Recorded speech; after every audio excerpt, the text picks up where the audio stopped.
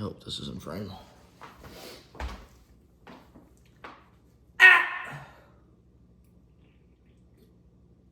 Howdy, howdy. So, I'm doing a little video. All right, it's been a minute. If you couldn't tell by the title of the video, which I'm sure you clicked on it because you had to look at it, this is a video on my kit today. I did a video about it. Real quick drink of the night is a Cutwater espresso martini. These things are pretty good. Not like a high-end espresso martini or anything, but it's not bad. So,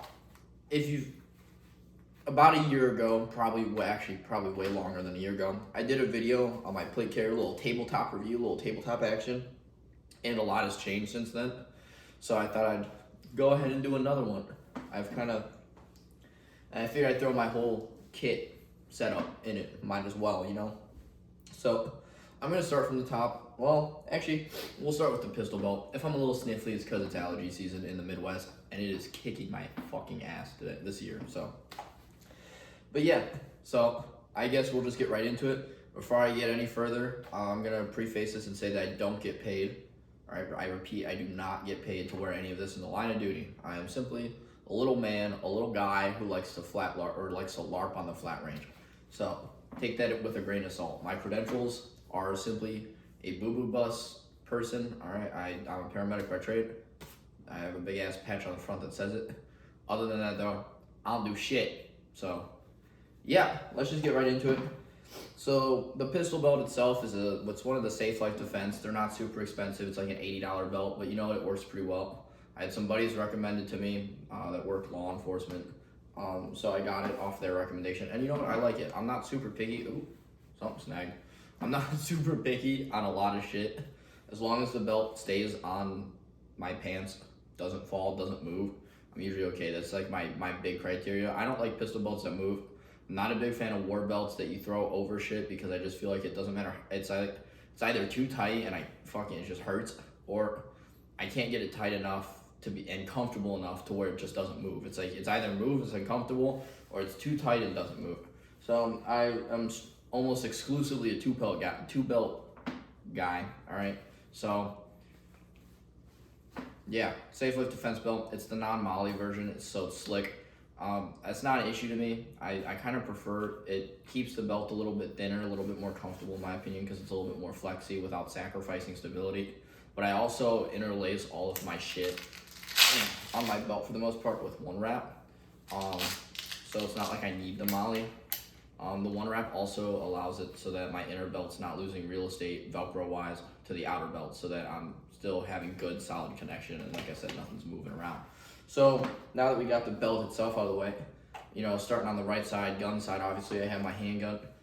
This is a Smith & Wesson M&P 2.0 compact. This is what I carry daily as well, so it's probably kind of grody. But I've carried this pistol for a decent amount of time now. I like it. I prefer M&P over Glock. It's like that meme where it's like, when a man comes of age, he's sorted into one of the four houses, and I think it was Glock, Smith, CZ, and SIG. I got sorted into M&P. It's basically all striker fired handguns nowadays are basically just Gen 3 Glock clones. Pick one that you like to shoot and I guess stick with it.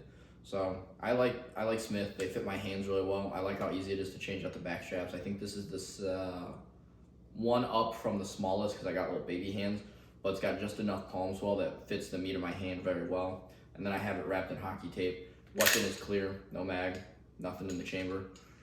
All right, so TLR1 HL.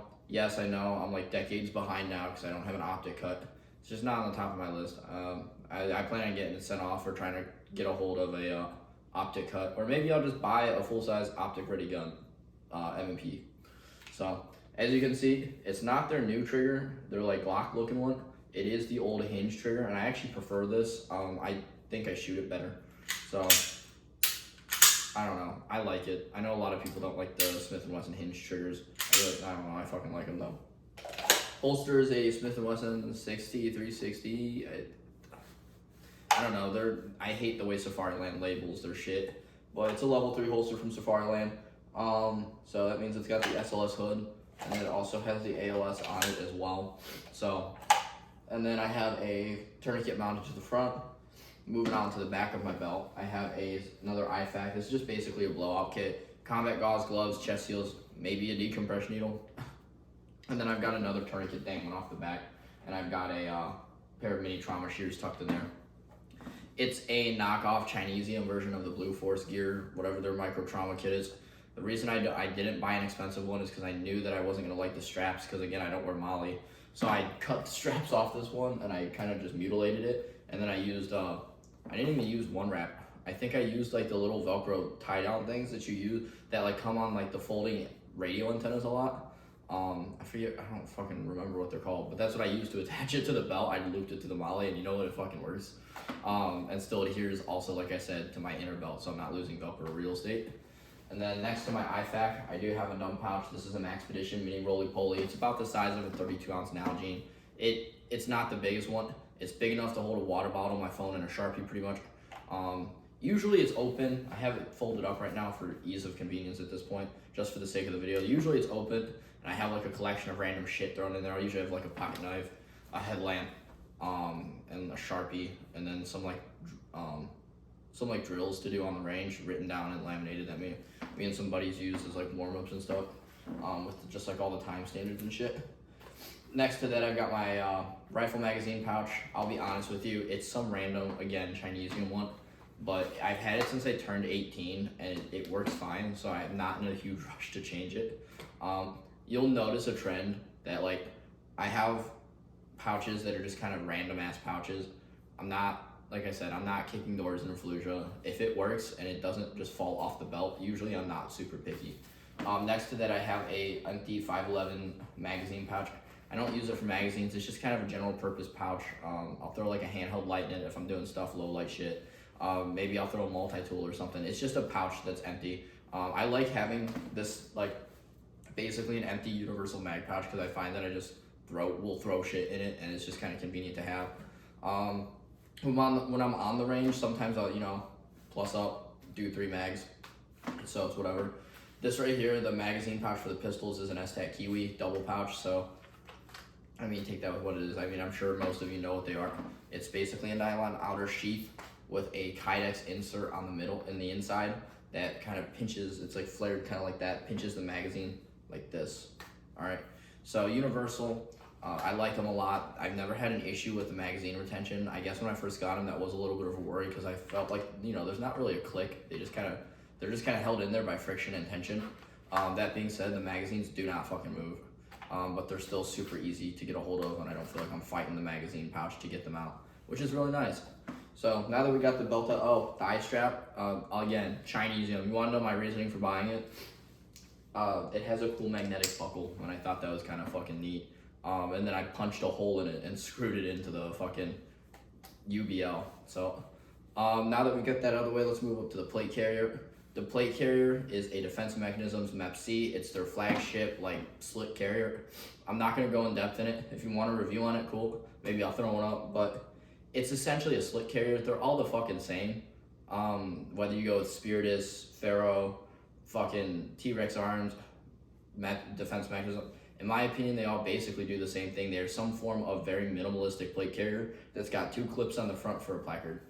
Pick one that you like and just stick with it. I've had this one. This was my first like real good quality plate carrier, and I've just had no reason to change it. It's gone on a rucking event with me, and I LARP with it at the range. Took it to a TECC course. I had it set up differently. Obviously, I'm not gonna run at a hospital-sponsored TECC course looking like I'm fucking going to war, but I did run at a TECC course with this specific pouch on a different platform, like just Molly to the front. I'll go over that in a second. But it ran fine. It's a comfortable plate carrier. I mean, on the ruck event that I went on, it was comfortable. I didn't have any issues. I've got some shoulder pads here. That's the only thing I'd recommend. Get some pads. But stretchy elastic cummerbund is just, I don't have the Molly or quick release one. I like elastic cummerbunds because it allows me to really cinch it down, but still be able to breathe okay. So it's a good plate carrier. I mean, I can't really talk about it too much because I feel like there's 100 videos on slit carriers at this point and kind of like their point of use in case like stuff like that. So moving on to the actual meat and potatoes, the interior of the carrier is Hesco L210s. I know that people have had issues with Hesco and the recalls and stuff. It's just the plates that I went with. I like them because they're thin and they're light, and they're realistically going to stop anything that I would run into as a civilian that I would have to deal with. You know what I mean? They keep the weight down as well. They serve their purpose and they fill the role that they need to. So, moving on, staying in with the front, the placard is a Spiritus Mark V with their just elastic 5.56 insert. Cool placard, I like it. Obviously, you can run it as a chest rig. I might get the straps for it at some point, so I can run it as like just an independent little low profile slick rig, which would be kind of cool, especially if I'm going out trapezing and LARPing in the woods with some buddies. It'd be kind of nice to be able to just run a chest rig and not have to wear my plate stab, my mags, and my first line shit. But to be determined. I guess if you're curious what ammo I run, like that I keep on quote unquote standby, dust. There's these are just 75 gram built to hollow points Hornady. I run a 13.7 AR pistol build, so I don't know. I like 75 grain. I read online somewhere that 75 grain fucks, so that's what I've got. My expertise lies in other regions, not ballistics. So if you have better ammo recommendation, let me know. I'll probably end up going to that. So, and then on the front of the placard here, I've got a first line bag. This is a Thames or 1110 Tactical Thames first line kit. I bought the pouch separately, stocked it myself. I had most of the supplies that I would want put in it anyways. It's nice. Obviously the issue is that because of the way I had it stacked, it pushes my profile pretty far. I have like no hope of like going prone, unfortunately. I'm probably gonna try to find a better way to work this and carry the stuff that I want to on my plate carrier and move it around. But for now, this is what I'm running with. I like it though. I like the idea behind it because I like having everything in front of me, and I actually like the standoff in terms of working, because it allows me to just have everything's in my workspace. And as you can see, the pouch opens really easy. It's a front open, halfway down pouch. So all I have to do is loop my thumb in that, unvelcro it, and pull, and it's gonna open up. So this is this is kind of like what I'd want, going off the March algorithm. This is stuff that I want access to real fast. That's not gonna be found in my aid bag or aid waist bag thing. So this is basically mostly massive HemCon, but also a little bit of A and R. So March is massive hemorrhaging, airway, respiratory circulation, hypothermia, and head. So in here I've got 2 packs of combat gauze, 2 packs of compressed, 2 trauma dressings. I have an NPA, 2 decompression needles, as well as 4 chest seals tucked into the back. So kind of like what I'd want immediately, I guess, at point of injury would be the best way of putting it. Or if I'm not running in a separate aid bag, this to me is the very bare minimum. I am an ALS provider, so before someone in the comments gets angry about the decompression needles, because I know that can be kind of a debated topic, I've decompressed before, so it's cool. In the field. So, and then in the front here, I've just got some cheapo shears. I know they're purple. I got these from one of the ambulance services I worked for. I pocketed them because I forgot my I think I was carrying Raptors at the time. I left them at home, and I don't like not having shears on me, so I stuck these and then walked home with them. Not like it matters. They're like $2 shears. They're actually really nice. They cut really well for what it's worth. And they have a cool little clip on them. High speed as fuck, right? Moving on. I guess I'll go over the cummerbund real quick. 2 tourniquets here and here, soft T wides. These are personal tourniquets, more or less. I guess the good way to put it is that if you see a cat tourniquet on my kit, it's kind of like a universal tourniquet. It's kind of, it's kind of how I'll describe it. Where, yes, obviously, if worst case scenario and something happened to me at the range, some stupid bullshit happened, yes, I'm gonna grab and put it on myself. Also though, if something stupid happened to someone else, I'm not gonna, I'm gonna grab it and put it on them. These are more or less intended for me as part of to fill the role of like an IFAK. So I guess take that for what it is. I like soft tees a lot. They don't have Velcro on them, so they're not snagging at my arms. Honestly, was the biggest reason I went with those here.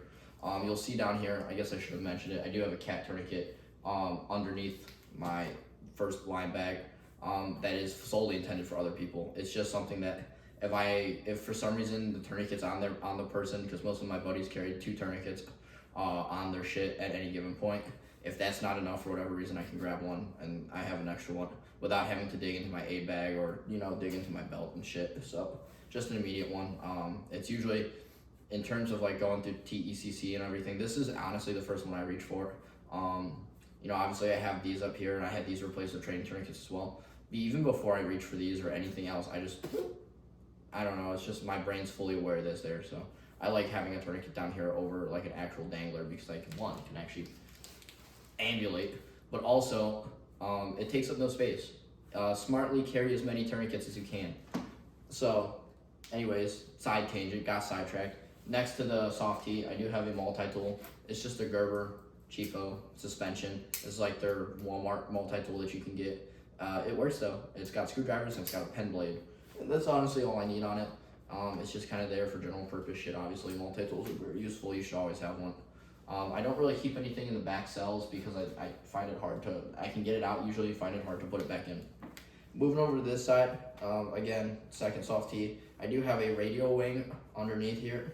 Not sure of the brand, but it works. It holds my little cheap booth wing, UV5R with its big ass fucking antenna, which I plan on replicating this because it's too shiny. And then I do also have a push to talk up here that is interfaced. The cool thing about the defense mechanisms, like a lot of slick carriers, is it does have holes in the side here that are designed for radio or cable management. So I do have this routed up, and then it actually comes out the back underneath my short, like in the back of the plate bag, there's a separate hole here. And that's where it comes out and then it loops through. I just have the cheap ear armor, whatever their radio boom mic headset is. It's like $100. It works really well for what it is. It's, you know, it's not Peltor contacts, but I'm not dumping $600 on contacts, and I'm definitely not dumping $800 on fucking OpsCore amps. So, and then this side stays relatively slick. No real reason why. Sometimes I'll plus up a magazine over on this side of Rifle Mag. So like, you'll see here, again, this is why I don't really like this. You'll see it kind of takes two hands to get it in there. But sometimes I'll plus up another magazine there just to have, so I can bump up to, I think it bumps me up to 5 in total, counting the one on my belt. So yeah, that's my plate carrier. I'm trying to think what else there is. On the back, I do have a Fog Roll 1 from Faro Concepts. I like it a lot. This is also kind of more of intended as like a personal IFAC. So it's fully stocked out with chest seals, combat gauze, compressed gauze, Israeli dressing, 2D compression needles, NPA, and a Mylar space blanket. And then obviously it doesn't have any tourniquets in it because the tourniquets are up here.